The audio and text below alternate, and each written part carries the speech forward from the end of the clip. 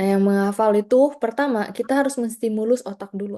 Maksudnya ngestimulus otak tuh kayak mana? Rata-rata orang yang mau kerja ke Jepang itu biasanya udah melewati masa-masa sekolah. Kayak misalkan Hmm, udah pernah kerja dulu, udah kerja bertahun-tahun, terus akhirnya memutuskan buat belajar bahasa Jepang. Yang bikin otaknya udah lama nggak terbiasa buat belajar. Jadi betul. mau nggak mau harus diaktifin lagi nih si otaknya untuk terbiasa buat belajar. Kayak Dudul, 8 tahun. Udah terbiasa sama kerja, kerja, kerja gitu. Jadinya Hmm. otaknya nggak terstimulus untuk belajar. Jadi yang harus dilakuin pertama adalah menstimulus otak supaya terbiasa buat belajar. Gimana caranya buat ngestimulus otak? Maksudnya tuh mengaktifkan otaknya kita. Bisa dengan cara menulis atau membaca gitu. Itu salah satu cara menstimulus otak yang paling gampang.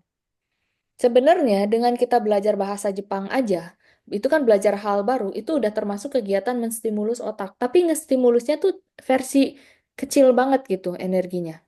Kestimulusnya kecil banget. Kayak ayah nih sekarang mau nggak mau otaknya lagi distimulus lagi. Proses supaya Hmm. dipertajam lagi. Proses belajar bahasa Jepang biasain baca pakai suara. Karena itu bakal ngestimulus otak luar biasa. Termasuk kalau lagi nulis. Kalau lagi nulis belajar bahasa Jepang, ya, nulis, ngerjain soal gitu ya, sambil ditulis, sambil dibaca. Karena pertama Hmm. gini, ketika kita nulis otot gerak.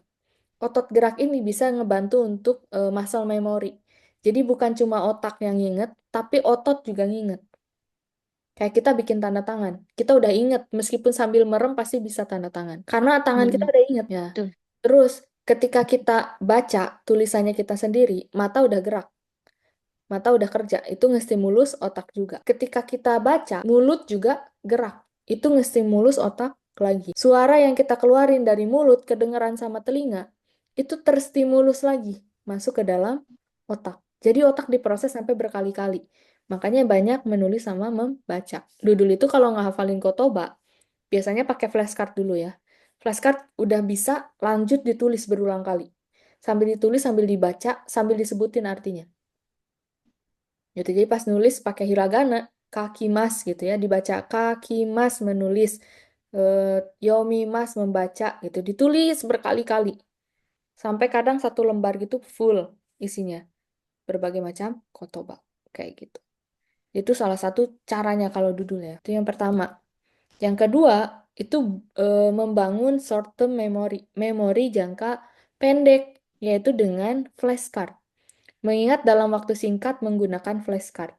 Flashcard ini bisa bikin ayah ngehafalin kotoba dalam waktu singkat banget. 1 jam kurang lebih bisa hafal sampai 100 kotoba plus kanjinya. Nah, tapi kekurangannya dari flashcard ini namanya juga flash. Jadi dia cuma set gitu. Kelewat ya. Cepet inget, cepet inget tapi cepet lupa juga gitu. Itu kekurangannya. Nah, jadinya gimana supaya si ingetannya itu bisa tahan lama, bisa jadi long term memory, yaitu dengan cara diaktifkan, Ay. Dengan cara bergibah, misalnya pakai si kotobanya diaplikasikan dalam proses belajar dan di kehidupan sehari-hari. Nah, cara realnya seperti apa untuk proses belajarnya? Kita bakal belajarnya itu pakai buku Minano Nihongo. Dia bakal bener-bener bikin si kotobanya itu bakal aktif banget. Baca dulu dari bukunya, Watashi Anata gitu ya, San, Chan gitu dan segala macam dibaca artinya apa. Di sini juga kalau ada yang memerlukan penjelasan sama dia dijelasin. Nanti itu di buku Minano Nihongo, kotoba-kotoba yang dipelajarin di setiap bab itu bakal dimasukin ke dalam contoh-contoh kalimat di bunpo tersebut yang dipelajarin di bab itu. Terus ada juga muncul di soal-soal latihan, muncul juga di dokai atau bacaan. Jadinya si kotoba yang kita hafalin bener-bener bakal aktif. Disusun sedemikian rupa bukunya supaya nggak ada kotoba yang sia-sia gitu. Jadi semuanya tuh pasti bakal kepake di dalam buku itu. Terus kalau udah nih, udah selesai di stimulus otaknya, bisa join kelasnya Quizlet Madogiwa no Nihongo. Ini bisa belajar kapan aja, di mana aja. Banyak fitur belajar jadi nggak bosan. Ya, ini isinya buku kalau yang N5 ya dari bab 1 sampai bab 25. Bukunya Minano Nihongo. Jadi fiturnya ada banyak banget kayak di video yang tadi nih. Ini mainnya ya tinggal kalau misalkan udah hafal di slide ke kanan, belum hafal slide ke kiri. Pengen baca apa tuh artinya, tinggal diklik aja. Di belakangnya udah ada penjelasannya kayak gitu. Terus juga dia bisa ada fitur audio. Nah, fitur audio ini, nah, Kenkyu-sha. kedengeran nggak? Kedengeran. Nah, contoh lagi.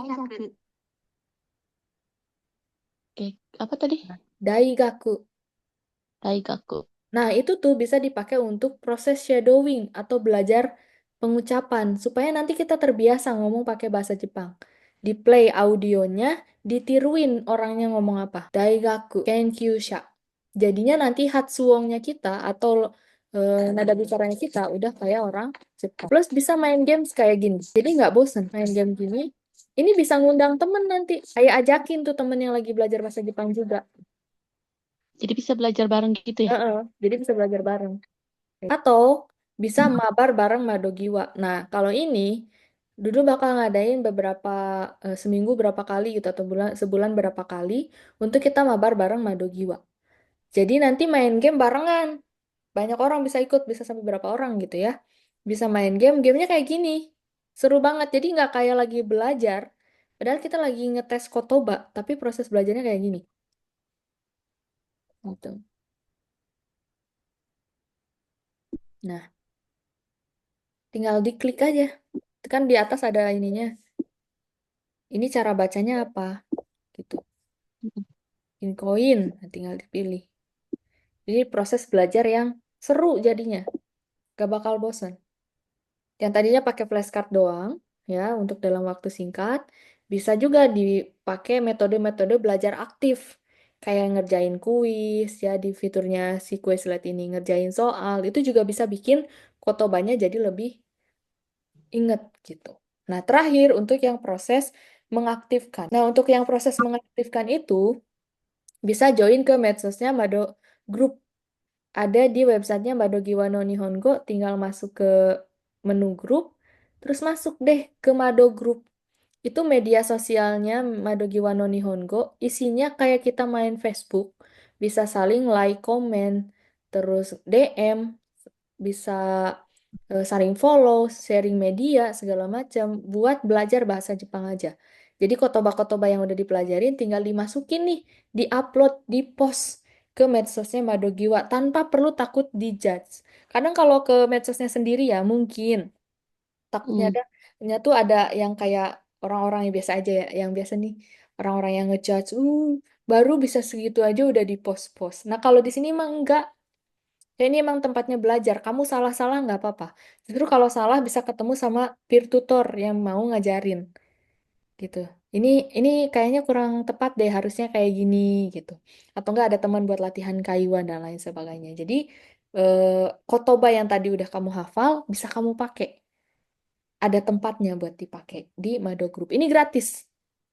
Silakan yang mau join tinggal masuk aja ke grupnya. Udah gitu deh proses belajarnya kotoba.